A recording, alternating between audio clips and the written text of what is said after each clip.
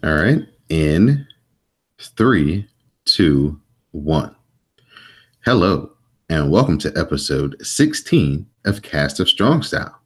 I'm your host, Don Delarente, and for this episode, I'm joined by a very special guest host, none other than Anwar Starwind. What's going on, Anwar? Hello, Don. Thank you for inviting me into your home. Not Man, really. Yeah. figuratively, but I definitely appreciate it. I think next to myself, Moto, and the chairman, Mr. Jamal, you're probably like the first person to listen to the actual inaugural episode of Cast of Strong Style. I know you're the first person to follow the Twitter account and give us feedback. So we definitely appreciate you being, in on the ground floor when it comes to this podcast. OG status. Unfortunately, Moto Omega couldn't join us for this episode. So shout out to her. I know we tried to get you on last year for the G1 USA shows and just didn't quite work out. And she was very disappointed. So unfortunately, she can't make it. But I know she's here in spirit. So shout out to Moto. Shout out, Moto. You lucky you weren't here. I'll give you that work for your team losing that Super Bowl. Cast of Strong Style is a CSPN production. You can find us on the web at www.cspn.us. You can find us on iTunes, SoundCloud, Stitcher Radio, and Google Play. You can follow Anwar on Twitter at Anwar Starwin. You can follow me on Twitter at Don Delarente, and you can follow the show at Cast Strong Style. So we're going to get into some New Japan talk as we got the new beginning cards and the 46th anniversary to talk about. Since we last left everybody, it was just after the New Year's Dash, cards and all the new programs and all the new feuds and future feuds were being set up for New Japan. So of course now after you have the New Year's Dash, you must have a new beginning. So we start off with Bad Luck Fale, Tama Tonga, and Tonga Loa versus Makabe, Hanare, and Taguchi in the never openweight 6-man title match. Tama Tonga hits the flapjack on Hanare, scoring a good near fall. Tonga then locks on a twisted submission, and Hanare has to tap. So Bullet Club OGs, the Tongan squad, hangs on to their never openweight 6-man titles.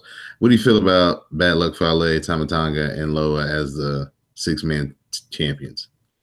I like how that keeps them to the sidelines while all the craziness is going on. Well, we're not at that point of what happened, but all the craziness is going on within Bullet Club. They're just on the sidelines, just waiting to see how things play out.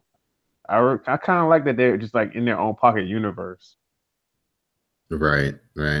Yeah, they've been holding it down, especially Fale. He's the, longest reigning member now in the what was the original Bullet Club. So, yeah, I like this as well. And, they get to stick together and, build their little clique, just kind of like the Elite has their little clique inside the Bullet Club as well. So that's pretty cool. With the Tongans, I would like to hang out with them. I got love for the Elite, but like I watched the Tongans videos and it just seems like they just chill and have fun. And then the other, I don't know what's up with those Elite guys, as probably would say. Another major match was Kenny Omega and the Young Bucks versus Jay White and Roppongi 3K. Nick Jackson locks in the sharpshooter on show as Matt and Kenny hold the others off. Jay White makes the save until Matt hits a spear. Roppongi 3K take Matt out with knee strikes. Omega then hits a V-trigger, cutting off Yo.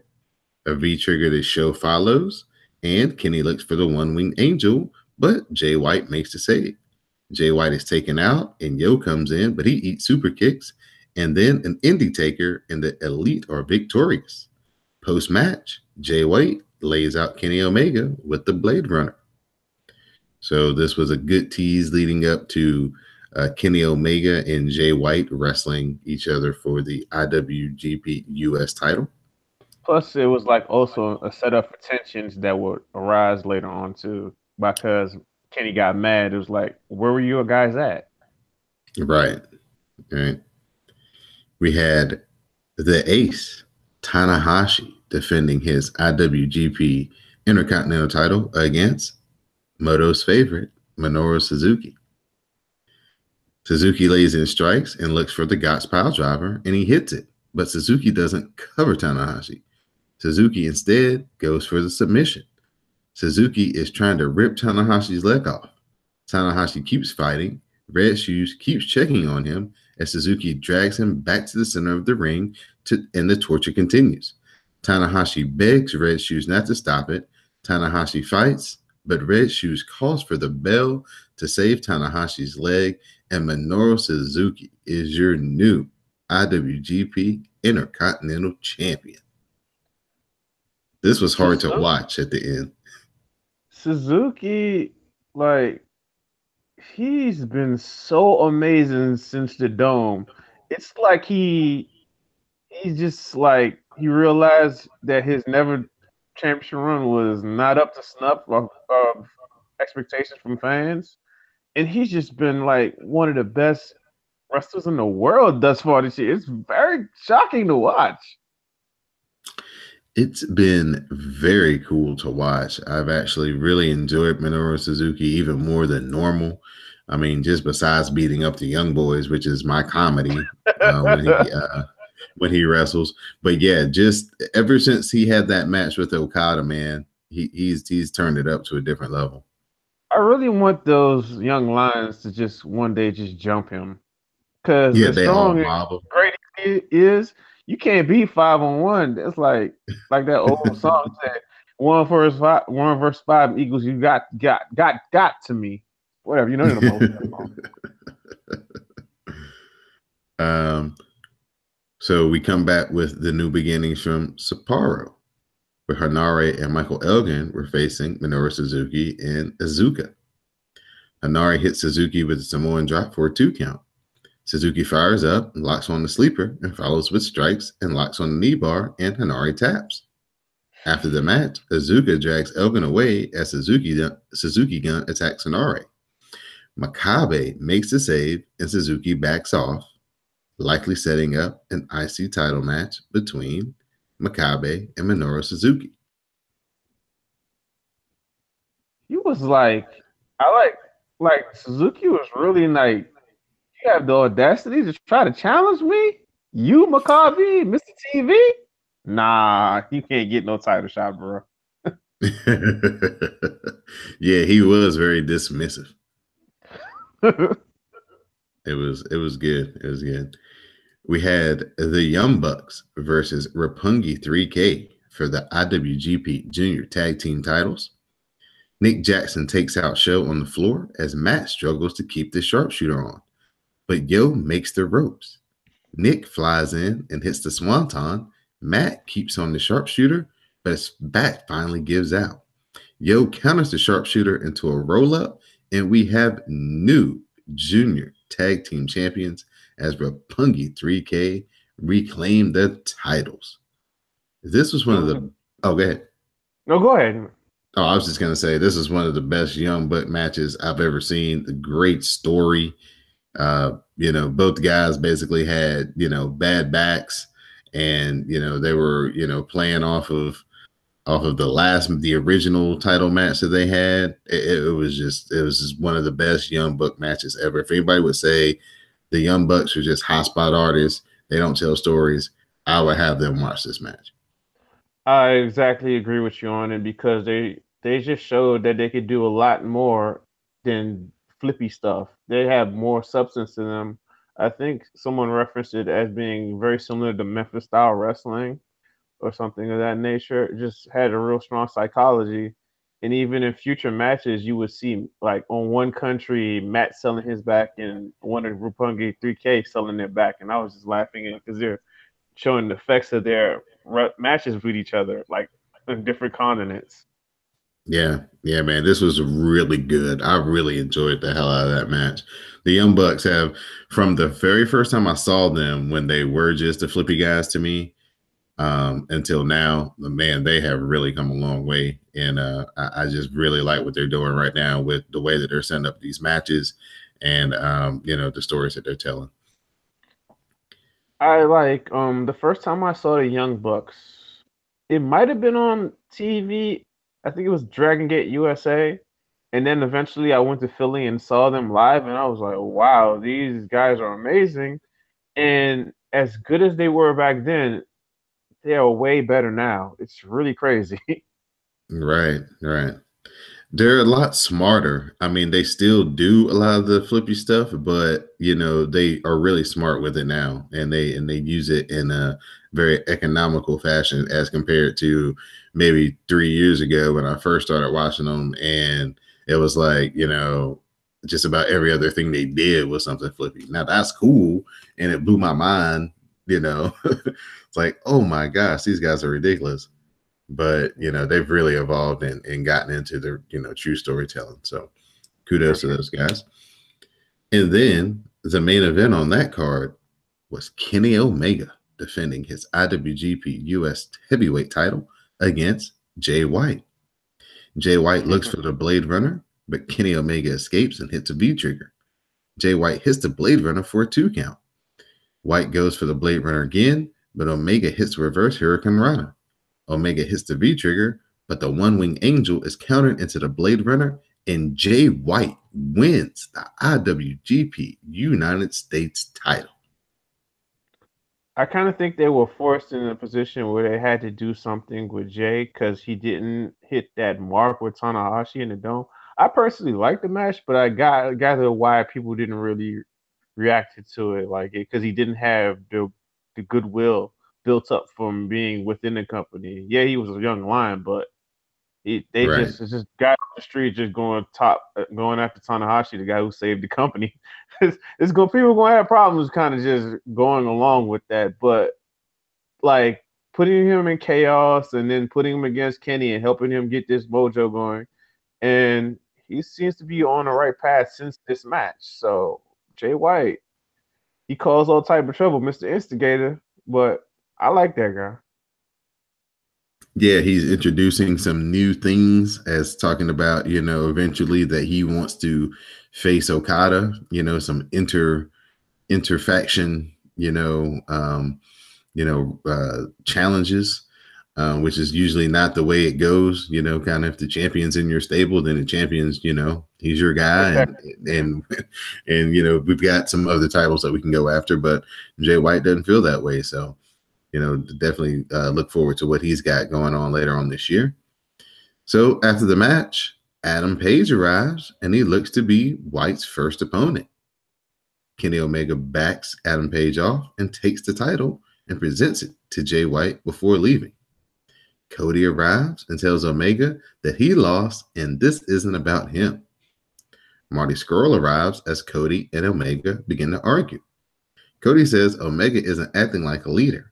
Matt Jackson arrives and tries to hold Omega back, but Omega inadvertently, or maybe on purpose, shoves him down. The Young Bucks bail on Omega and they head to the back. Marty tells Omega and Cody to short this shit out. Page and Omega make nice, and Omega and Cody talk. Then Cody attacks and lays out Omega with a sick looking crossroads, and Marty and Page return, and Marty is confused by all of this. Cody gets a chair, Page holds Omega, but Kota Ibushi makes the save. He runs off the rest of the Bullet Club. Ibushi then offers his hand to Omega, but Omega shakes his head no because brothers got a hug, man. That for me, I know a lot of people are Bullet Club fans, and I am too. But one of the like, as far as modernly speaking, when I got more back into Japanese wrestling, it was through the Golden Lovers in that relationship and those friends. I didn't know all the machinations of the storyline, but I know when I would watch Omega and Bushi wrestle together, it was great stuff, and it was usually against Apollo 55. So like go on New Japan World and look for those matches because they should be on there. But yeah, it was a great moment. It's like sometimes wrestling can be beautiful, and that was one of those moments. But even going back, if you looked at like Kenny's reaction to that and how like the when he blocked Adam Page from trying to get a title defense, I if you go back to when Omega lost against Okada at Dominion and Cody just came after Omega came after Okada after the fact, trying to take advantage of the work that Omega and if you really think about Fale put in beating up him to try to sneak in and get the title. It's that's that long form storytelling that New Japan does. It pays off when you really pay attention. Because just me talking to you and you replaying back some of this stuff made me think about that. So props to Gato for his booking on that.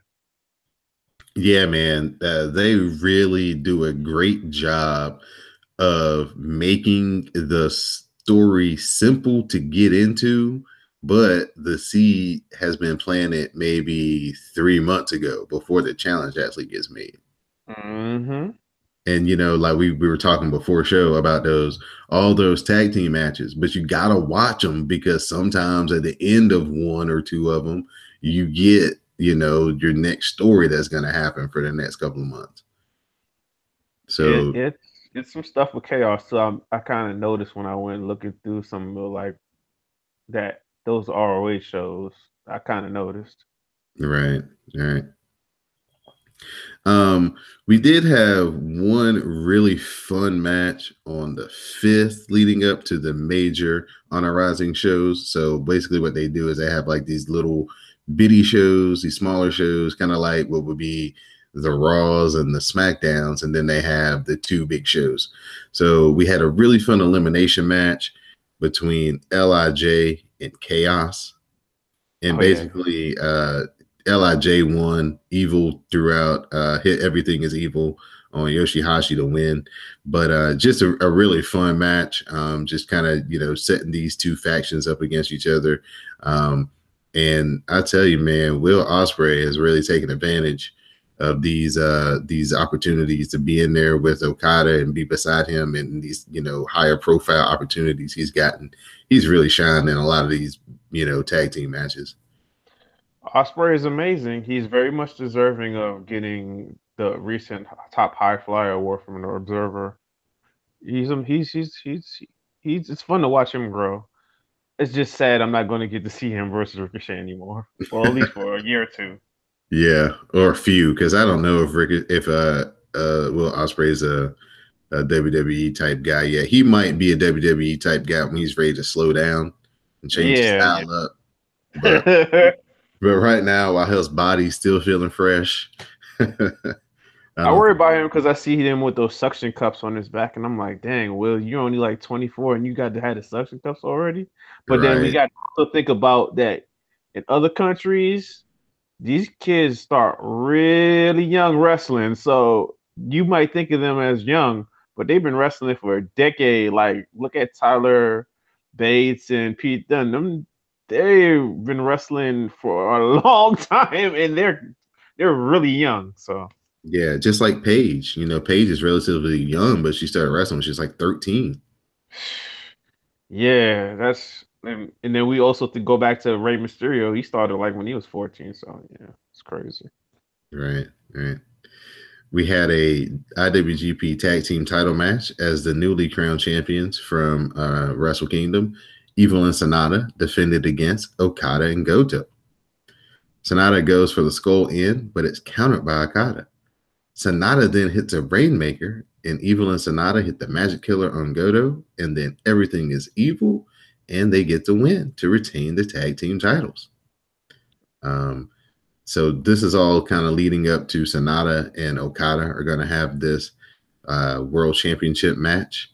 And this is kind of one of the little machination devices that New Japan uses to kind of build up the interactions and give you a little bit of a taste, but not too much between the 2 guys. So, yeah, this was a really fun tag team match.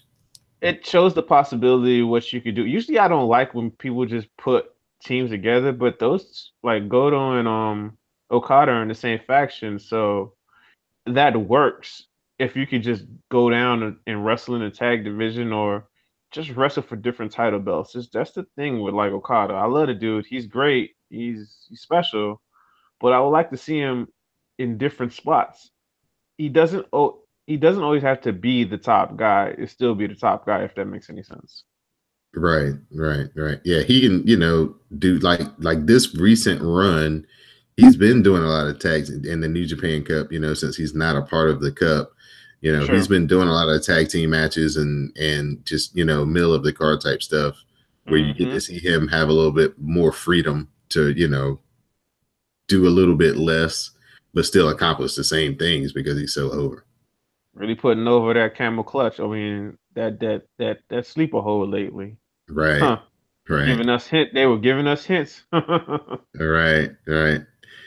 We had the actual beginning card in Osaka. One of the major angles that came out of this was we had Michael Elgin, Makabe, Kushida, and Taguchi versus Suzuki Gun, which consisted of Suzuki, Asuka, Taichi, and Taka Michinoku. Taichi, my favorite, everybody's favorite, should be everybody's favorite. Hmm. Don't think so? Hmm. We'll see. I'm going to convince Yuamoto somehow, someway. He's moved up to heavyweight now, so he's going to be in more high profile stuff. So, maybe it'll grow on Oh, we'll touch on that eventually. you. Suzuki locks on the sleeper and it breaks down. Suzuki Gun runs wild on Makabe and Azuka chokes at Makabe with the rope. Elgin then cuts off Azuka before he could use the iron fingers. Makabe takes out Taka and then stares down Suzuki as the King Kong knee drop finishes Taka Michinoku. After the match, Makabe again challenges Suzuki for the IC title. Suzuki accepted the challenge this time and then beat down poor Oka on his way out. I need to get on whatever workout plan Oka's been on, man, because he's Yeah, totally changed his whole look up. lean. Him and Shota like look different. Like Amino's killing it right now. I mean, Yeah, man. I miss Kawado, Yeah, but that's my man. Shota is killing it. Yeah, Shota has kind of taken his spot for me too, man. See, that's why I dig. I can get down with you. I can talk this stuff with you, man. We see a lot of the same things. Yeah, man. You got to look at the young heads because the young heads going to be the people main event in 3, 4, 5 years from you now. Right, right. We get a video, and Rey Mysterio Jr. shows up on the video. He says he's coming to New Japan, and he's going to challenge the legend Jushin Thunder Liger for the U.S. show Strong Style Evolve on March 25th. Oh my God, I lost my mind when I saw that because that's one of the matches I've wanted to see one more time before I expired. Because I grew up with both those guys. Like those guys. So when I think of juniors or like just like junior heavyweights, I think of Liger. I think of Ray. I think of Malenko as well. Other people like Jericho who Mhm. transcended that. And that one guy we can't talk about anymore because he depresses everybody. So let's not talk about him. Right, right. Yeah, along with like Psychosis and probably, I always thought Jerry Lynn was underrepresented when it came to just groundbreaking type of junior guy. But yeah, Yeah, man, those handful of guys definitely made it possible for a lot of the guys you see today, the Seth Rollins and Sami Zayn, and for that fact, Kevin Owens, the styles that they're able to wrestle today. we can't forget about Eddie, especially because Oh yeah, for sure, Eddie Guerrero. Eddie was able to do to transcend from he took man, Eddie's special. So Right, right. So, an update though, Rey Mysterio, he's got those bad knees, so it is uh, a little bit of a question if he's oh going to be able no. to go. But hopefully, he'll find some type of magic potion and he'll be able to get through it. But yeah, he's Spray. yeah. So hopefully that match does go off. It'd definitely be fun for everybody in attendance. And that show is going to be in Long Beach in America. Again, their second, show in the United States. So moving it up from July to March this year because I guess the interest and everything was just so great. So I'm looking forward to that for sure. Yep. We had an interesting angle after the Naito versus Yoshihashi match where Naito got the win after two Destinos. When Naito was celebrating and going back up the ramp, he got attacked from behind from Taichi. And so, Yeah, that threw me off, but it was a backstory to that I didn't know about. But I was like, why did he just beat the hell out of Naito like that? yeah, it just kind of continues the kind of Lij chaos, Lij Ingobernables type, in faction fighting that we've had going on here in the past couple of weeks. So, just another chapter, and it symbolizes, a future matchup to come that brings Taichi out of the juniors into the big boy leagues. Yeah, Speaking, go ahead. yeah, I wish that Taguchi would have took the offer to move up to heavyweight. He's just like, I'm gonna get my money and chill out and do weird stuff, and I got love for him because there's room for that. But I would love to see. I love it when he just starts to just wrestle really good because when he's on, he's really fun to watch. When I first got into New Japan, he was the junior champion, and it was him getting ready to set up that program between him and Kenny. And yeah, he was real serious, and yeah, he could really go. So yeah, he was definitely one of my favorites that I definitely got into. When I first started watching it, just because him and Kenny had some really good matches back and forth. So yeah, Apollo 55 too. Him and Fergal. yeah. So Will Ospreay versus the ticking time bomb Takahashi. Shout out to Moto. Yeah, I'm not going to do that impression. She kills it. For the IWGP Junior Heavyweight title. Ospreay hits a dragon suplex, then Takahashi hits the German. Ospreay hits a Spanish fly, then Ospreay drapes Takahashi over the ropes and hits a shooting star press. Ospreay hits the dynamite plunger, but Takahashi kicks out. Ospreay hits the back elbow, and the Os Cutter follows, and Will Ospreay gets the pin and retains the IWGP Junior Heavyweight title. Hiromu is so over that he doesn't even need that title. He'll get it back eventually because he's gonna be the ace of that division. It feels like that. But with how special he is, you can move him between like junior tag division, open weight, if they were actually to do more open weights. Like you do the open weight tag matches. You can even compete in the open weight like singles, never title, or if they were ever to really go that far with juniors. I'm hoping for Kushida to get in there to like maybe just get that never open weight championship and just make it his or something. But I mean, it's a lot of possibilities for Hiromu. Hiromu's special.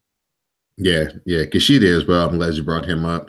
He's definitely a guy who's, kind of done everything he can do in the junior division, and it's about time for him to maybe try to get into the heavyweight mix and, like you said, get one of the lower belts, some of the never belts, or tag team never belts, or even an IC title run. I could believe him as the IC champ. Yeah, he's got technical skills. He got the high flying. Kushida is very special. People don't sleep on him. Right, right. Speaking of the never open weight championship, we had a Goto versus Evil. Evil fights back with a lariat, and Darkness falls, and he gets a 2 count. Goto counters everything is evil, but Evil hits a German and a lariat and gets another 2 count. Goto cuts off Evil with a headbutt, and the draping GTR connects for a 2 count. Evil counters, but Goto hits another GTR, and Goto retains his never open weight title. This match, man, these are two of my favorite guys in that company, and I've enjoyed watching Evil get better. But something was off with the energy in that match. It just didn't work for me. It just felt like, don't you know how we watch WWE in its peak and valleys? It just felt like a peak and valley match between matches, and that was weird for New Japan because New Japan usually just hit you with those last couple matches, and just it keeps building momentum. So Mm-hmm. I know they could do better. It wasn't clicking for me that night with that match. Right.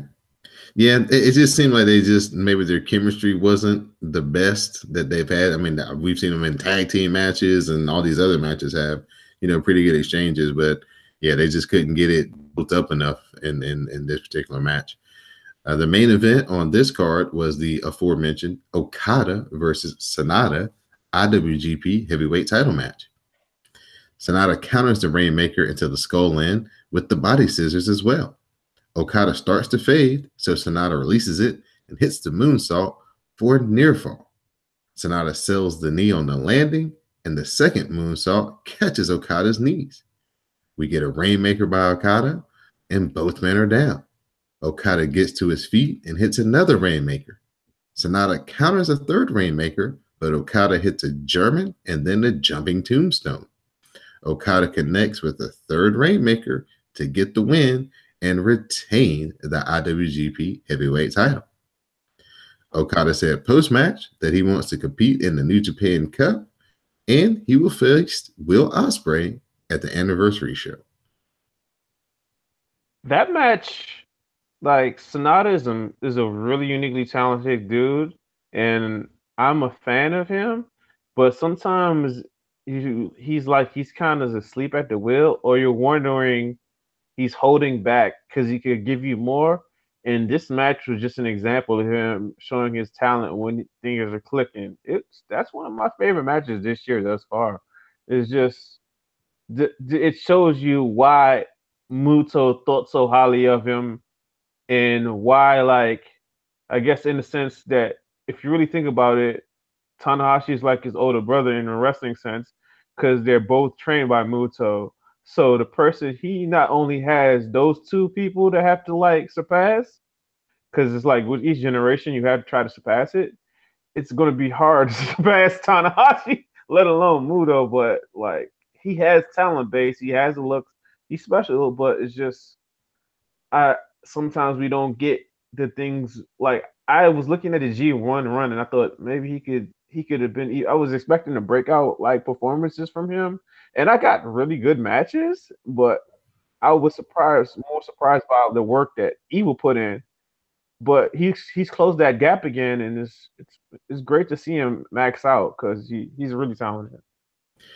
Sonata's one of these guys that he's so good and so talented that almost everything he does looks like he's on 70%. Yeah. And so when you do get a match like this where he turns it up and it looks like maybe he still only turns it up to like 85 or 90, like he still looks like he has some more to go. But when you see him face somebody of this caliber who can get him to turn it up, yeah, you really are like, man, everything they had planned for Shibata should go to him, but only if he can show that level consistently. You could, like, even if you don't put him at like main event championship, yet he could be that guy in that number two spot and headlining shows for you when you don't want to have Okada headlining in a singles match. He could be that guy someday. Right. Yeah, this was definitely a breakout performance for him. So, good for Sonata, and, Okada, the train keeps rolling on, man. I mean, what more can you say?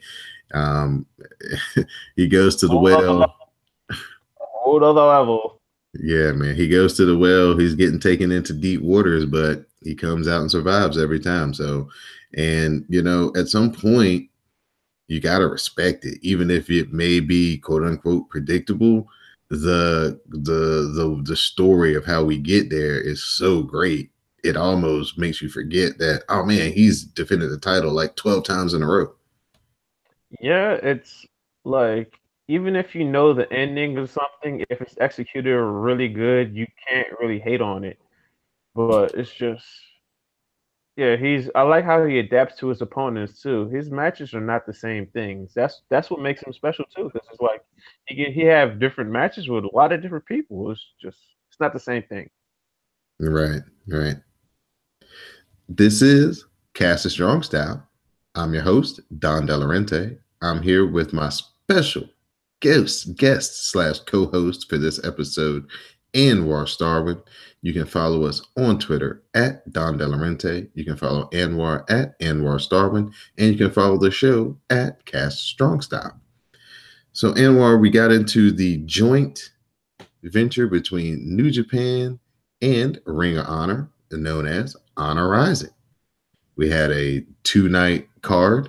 So the standout match on night 1 was the never openweight title match between Goto and the Beer City Bruiser. The Beer City Bruiser counters the GTR into a side slam for 2. The Beer City Bruiser heads up to the top but misses a frog splash. They trade clotheslines and the Beer City Bruiser turns Goto inside out. Goto hit the headbutt and then the GTR, and Goto retained the never openweight title. It's crazy to watch Goto wrestle these mid-card undercard guys from ROH and just absolutely kill it. It's just, he did it last year with Punishment Martinez. He did it this year with the Beer City Bruiser. It's just, sometimes Goto can just be really amazing. Other times, not so much. Like highlight from that night to me also is what they did with Flip Gordon. I was just about to talk about it. Go ahead. We had the ticking time bomb, Takahashi, Kushida, and Flip Gordon in a 3-way. Flip fights off the Back to the Future, but Takahashi hits the German on Flip. Takahashi hits the Blu-ray on Flip, but Flip hits the springboard stunner. Flip and Kushida work up to the top rope, and Flip knocks Kushida to the floor. The 450 connects, and Flip Gordon pins Kushida, to get the win. So, again, that like you said. Yeah, that's how you introduce someone new to your promotion. Like someone you see something in that you can use further going down the line. Right. I know who Flip Gordon is from watching Being Elite, but I've never really watched his matches. No disrespect. It's just like that's the type of match you can like do things with. Like after watching that match, I was like, I want to see more of this guy in New Japan. I don't. Not only that, I want to see this guy in the Best of Super Juniors. If he's not in the Best of Super Juniors, I'm going to be disappointed. Yeah, they definitely made him, and he actually hit that on Takahashi. He knocked Kushida off the turnbuckles to the floor and then hit the 450 on Takahashi to get the win. But yeah, man, he definitely made a huge impact. First night in, he was going move for move with, as we were talking about, two of the best, not just juniors, but all around wrestlers in New Japan. And he was right there step for step with him, and he got the win. So again, Gedo with another brilliant piece of booking, see something in the kid. Let's give him a win. Let's establish him. And got the fans behind him on the first night. And, whatever he does from here on out is of his own cause. But he's definitely got a chance to be, a player in the junior division coming up, especially if we got guys moving out to the heavyweight. Yep. Then we had the main event of night 1, 6-man tag. The reunited of the Golden Lovers. Try again later. Where we have Kenny Omega and Kota Ibushi, along with Chase Owens, versus Cody, Marty Scurll, and Hangman Page. Marty, go ahead. Go for it. Go ahead. Okay. Marty counters the standing moonsault, and Cody flies in for a doomsday dropkick. Omega makes the save, and Omega and Cody spill to the floor. Page tags in, and Ibushi hits a Hurricane Rana on Marty and a head kick on Page. Owens tags back in and hits a clothesline on Page for 2. Page counters out of the package pile driver, but Owens hits a rebound lariat.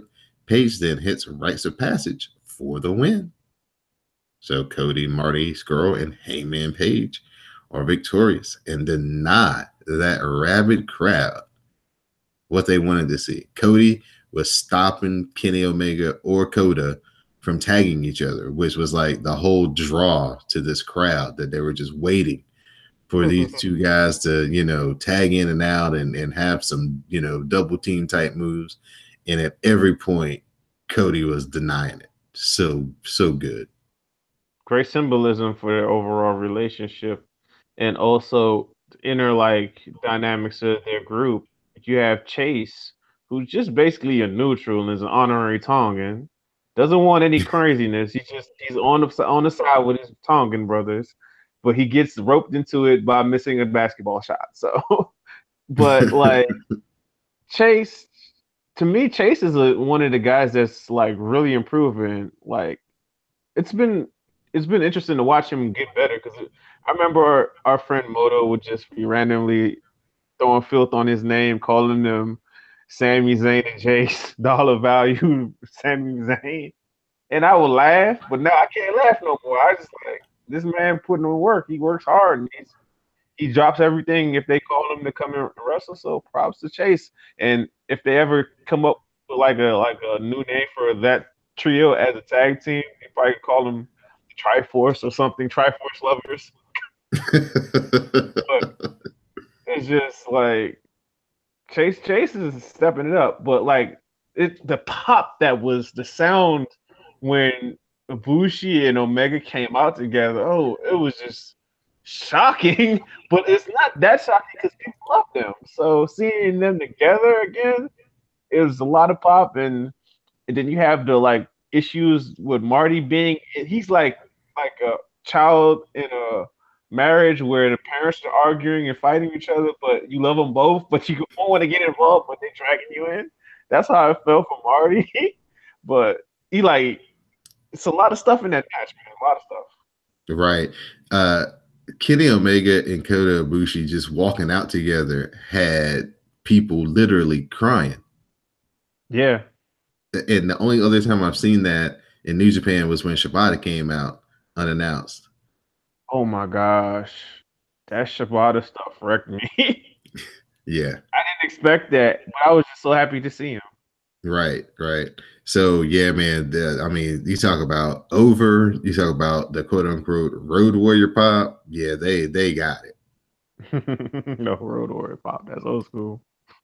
So we go to night 2 of the Honor Rising card, and we had another openweight 6-man tag team title match, as we had the Tongans, Bad Luck Fale, Tama Tonga, and Tonga Loa versus Jushin Thunder Liger, Delirious, and everybody's favorite, Cheeseburger.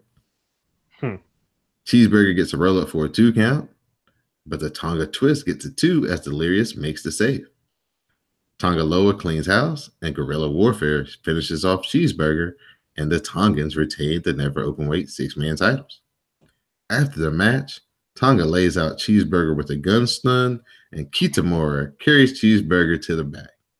The King of Beef. Yeah, one time for the KOB. Like I got love for Cheeseburger because he's a black man doing this thing in this world, and you got to give love for that. But I'm trying to figure out how he's so over in Japan. Fighting spirit, man. Fighting spirit. They love the underdog. Yeah, you're right about they definitely do love underdogs. And I totally like how Delirious uses ROH money to get free trips to Japan once a year. I respect your hustle, man. We had the Young Bucks and Hangman Page versus Jay White, Chucky T, and Yoshihashi. Jay White counters the buckshot lariat into the Blade Runner. The German follows, but the Bucks hit super kicks, and Page hits rites of passage for the win. After the match, Page snaps and attacks Chaos with chair shots as the Bucks look stunned and then stop him. The Bucks leave, and Page hits last rites on Jay White into the chair. It looks like he's been fully corrupted by Cody Rhodes. Yes, he has. He's on that dark side, nice run status. I really enjoy how we talked about earlier, how they book, how they like really been setting up Page to shine and giving him wins and giving him credibility as someone more than just a tag team wrestler. It's another example of good how you handle talent that you want to get over. Right. See, the wins and losses mean something in their company. And when guys start winning, you start noticing it. And I'm going to give you the perfect example. Juice Robinson last year. Mm-hmm. like in 2017. Like 2016, he lost just about every time he wrestled. Then in 2017, nice, he won here, raised an eyebrow. Then he won a couple more times, raised another eyebrow. Then he beat Kenny Omega Whew. prior to the G1, and then it was like, holy shit, what have I been missing with Juice Robinson? And now Yep. he's like one of the biggest stars going on in New Japan a year later. So, guys who win get over. That's slow burn booking. Right, right. I remember when Vince used to do that.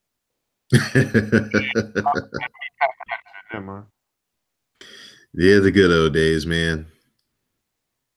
He's got too many other people doing it for him now. When it was just like 3 or 4 people out by the pool, it was a much better product. Yeah. So we had an ROH World Championship match on this card where we had the champion, Dalton Castle, versus Trent Beretta. And at the last minute, the Beer City Bruiser interjects himself because Trent Beretta is out here working with a torn biceps and a torn pec. And he wasn't capable of wrestling a one-on-one match, so he had to throw a little bit of gimmick in there. But the Beer City Bruiser heads up top and he hits the frog splash for a good near fall. Trent keeps fighting, putting in a great babyface performance, but Dalton Castle takes out the Beer City Bruiser, and Trent cradles him for a 2 count. Dalton Castle hits the Bridging German on the Beer City Bruiser, and Dalton Castle retains the ROH World Championship.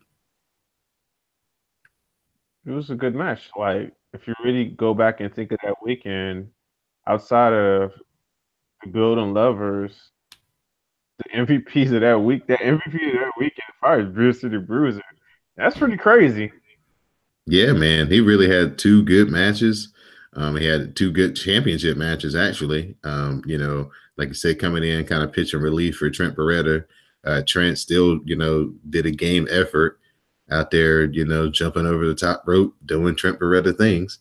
Even with the torn biceps and torn pec, I guess he said, I can't get hurt anymore. I'm here, so might as well go all out. Just going to be my very last match for a while. So, and Dalton Castle, man, he's what I call, he has the E. And what I mean by that is entertainment. Like, he might be 90% entertainment, 10% wrestling. And I love it. It's so good. Yeah. Like, I do wonder if, like, Velveteen Dream saw him one night and said, let me just take some of his elements and add it and create my own thing. Right.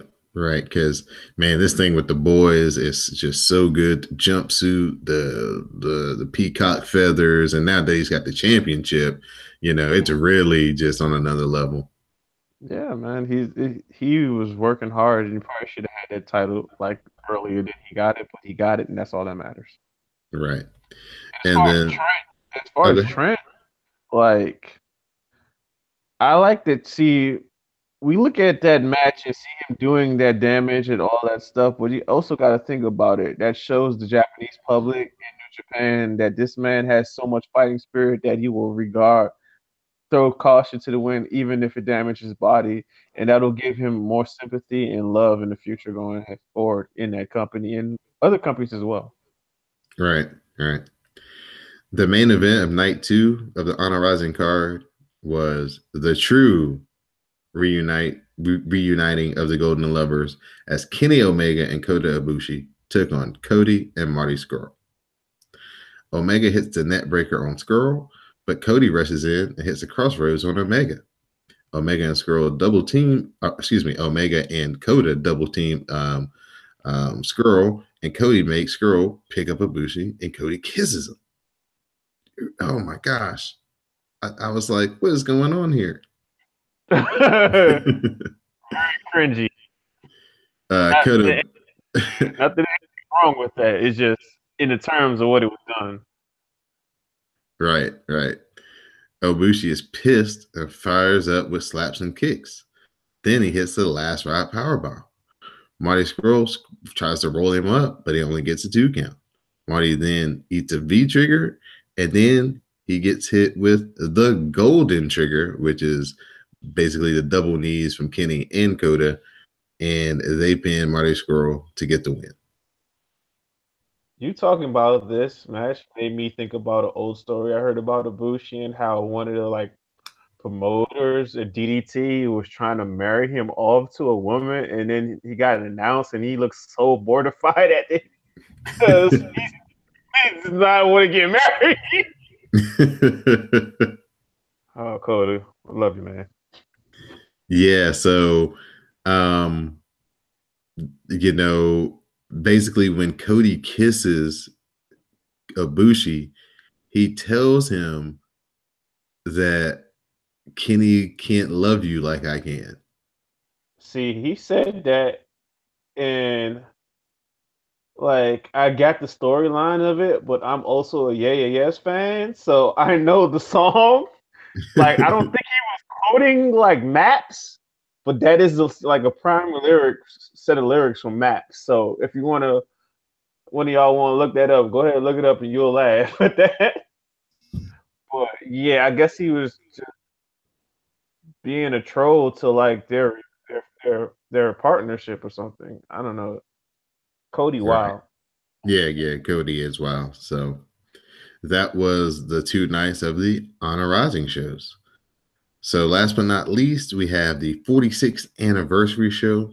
And we start this one off hot as we had Sho and Yo versus Takahashi and Bushi versus Kanemaru and Desperado for the IWGP Junior Tag Team titles. Sho and Yo hit stereo knees and double teams for a near fall as Bushi kicks out. More double teams follow, and they set up for the 3K. But Takahashi makes the save and takes out the ref. Bushi spits the mist on Sho, and Kanemaru missed him with the whiskey. Desperado cradles Sho for the win, and we have a new junior tag team champions. So Suzuki Gun now has more gold in their stable. Ichiban number one. Yeah, yep. There, like for me, I liked Connemara from Noah. Desperado really started standing out for me last year when he went in the Best of Super Juniors and just kept up his momentum for the most part, and until he got this title match, like IWGP Junior title match, and he did a good job against, I believe it was Kushida. So I've become more of a Desperado fan over the past year, and I was happy to see them get the titles because I thought they were not going to get the titles when they added like the extra team into it. Like I can be honest, I like this match, but I just wanted to see like a singles match between any of those teams. But like hopefully we get that again at some point because I just like to see them go against each other without a third team. Yeah. Yeah, this was fun though. I really, man, Takahashi and Bushi are so fun together. Yeah, very fun. They got some crazy double team moves that they pull out. So yeah, eventually I think that's probably what's going to happen is Kanemaru and Desperado are just going to kind of make the rounds against each one of those teams in a just straight up tag team match and not the third team involved, and we'll see kind of what the booking is. But yeah, Kanemaru and Desperado should make for pretty good tag team champions. They're really good wrestlers, and they have just enough heel tactics that if they need to pull it out, they can pull them out to retain the titles. Man, Desperado and Connemara did such a good job last year in Best Super Juniors that they had me get mad at them beating up Bushi, and Bushi is not a very likable person. Somebody else that you guys tend not to like, I don't know why. Taichi faced off versus Naito. Taichi counters Naito, hits a low blow, and the Gedo clutch for a 2 count. Taichi looks for the super kick, and Naito counters and hits his rolling capo kick. Taka distracts the ref, and Taichi misses with the mic stand shot. Naito grabs the mic stand and then slams the ref into Taka. Naito then hits a low blow onto Taichi and breaks the mic stand over his head. Then Naito hits a Destino, and Naito gets the win. Such a savage. Such a savage. It's like we knew he was gonna get Taichi back for all the cheap crap he's been doing to him.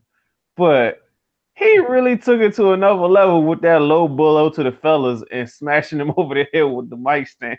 He took that to another level of savageness. Love you, Naito.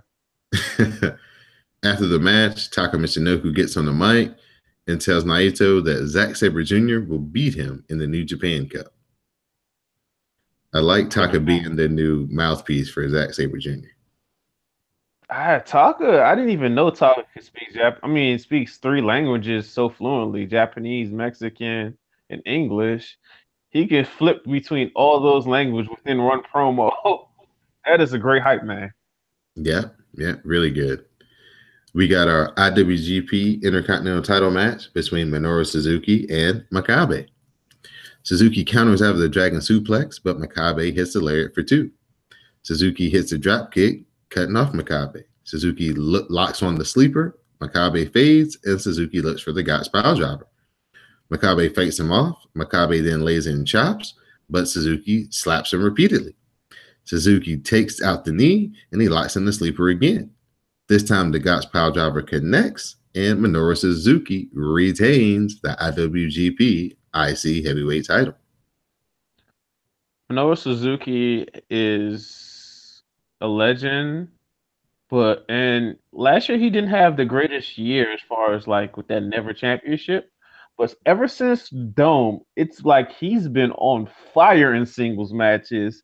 He actually got me to really care about a singles match with Makabe, which is saying something because I just look at him as a guy on TV that comes in and just gives a little rub to like New Japan.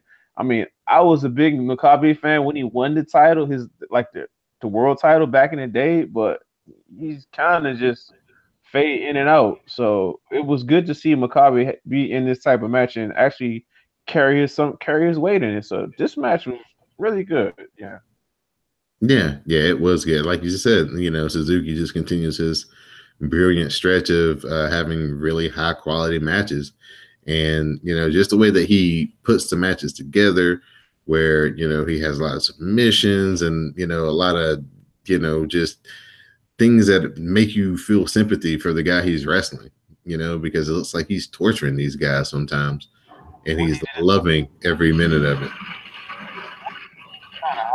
In their title match, I usually you're rooting for a person to like break a hold or whatever. I was like cheering for the referee. Please stop this match. This is making me sad and uncomfortable. Please don't. Just end this for him. Right. And then our main event of the 46th anniversary show was Okada versus Will Ospreay in a non-title match. The Rainmaker is countered, and Ospreay hits a sit-out powerbomb for a near fall. Ospreay lays in a series of kicks, then Okada hits a drop kick to counter the Oscutter. The big German suplex follows for two. Okada then hits a Rainmaker, hangs onto the wrist, and hits another Rainmaker. Ospreay counters the third Rainmaker, but Okada counters Ospreay's springboard attempt into a spinning tombstone, followed by another Rainmaker, and Okada is victorious. Big brother still beats little brother, no matter how old you get. Yeah, this was a good babyface on babyface match, though. Yeah, it was. I've heard some things about people complaining about it because I guess they had such high expectations, but it's a really good match. It's a really good anniversary match between people from two different divisions, where we usually know what's going to happen when a heavyweight versus a junior heavyweight in Japan. So, but even with knowing that, it was still an entertaining match, and maybe someday will it get big enough to get in the heavyweights and things will get really interesting. Right. So that's getting you guys up to date on the latest happenings in New Japan. On our next episode, we'll be talking about the New Japan Cup and the U.S. event Strong Style Evolve that'll be taking place on March 25th. So at this point, I want to open it up to our special guest co-host, Mr. Anwar Starman, for any shout outs and thank yous that you have this evening. I just want to shout out you, WrestleCast family, for letting me come through. Shout out to Moto for being always welcoming and helping me on Japan Wrestling Matters. Yeah, I appreciate y'all. I like having a space where actually people like me, I could talk about something that we all love. All right, man. We definitely appreciate you being a big supporter, always live tweeting using the hashtags, always retweeting when we release new episodes. So we definitely appreciate your support. I want to give a big shout out to my co-host, the very best co-host for New Japan Pro Wrestling, Omega Moto.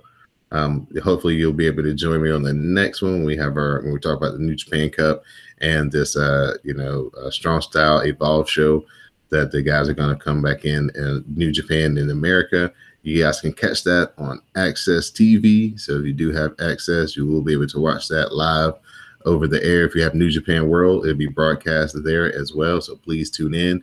We will be live tweeting. So please use the hashtag Cast of Strong Style and share your commentary with us and share your thoughts, and hopefully we can get a lot more people into New Japan. This is a big year for them. They've got a lot of things brewing in the works, and hopefully we guys can listen to us and keep abreast. So again, I'd like to thank Anwar Starkman for joining us this evening, and as just letting everybody know that this has been episode 16 of Cast of Strong Style.